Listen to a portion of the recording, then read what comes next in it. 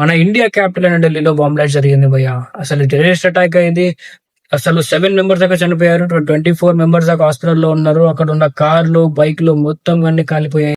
అసలు బాంబ్ ఎలా పేలిందంటే అక్కడ ఒక ఐ-20 కార్ ఉంది. హ్యుండై ఐ-20 కార్.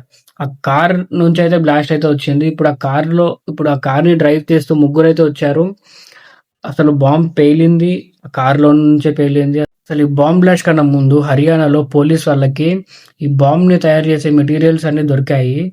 ఇప్పుడు ఆ మెటీరియల్స్‌కి ఇంకా ఈ బాంబ్ బ్లాస్ట్ జరిగిన ఈ బాంబ్‌కి గాని, ఇక్కడ జరిగిన బ్లాస్ట్‌కి గాని ఏదైనా లింక్ ఉందా? లేదా? అని మన పోలీస్ వాళ్ళు ఏమంటారు ఢిల్లీ పోలీస్ వాళ్ళు, హర్యానా పోలీస్ వాళ్ళు, జమ్మూ అండ్ కాశ్మీర్ పోలీస్ వాళ్ళు ఫైండ్ ఔట్ చేస్తున్నారు.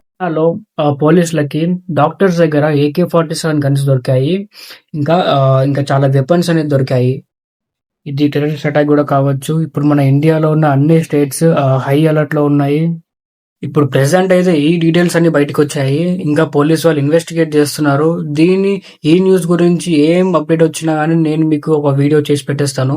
మీరు మాత్రం ఈ అకౌంట్ ని ఫాలో చేయడం మర్చిపోకండి. ఎందుకంటే ప్రతి అప్డేట్ నేను మీకు అప్ టు డేట్ ఇస్తాను. Thank you.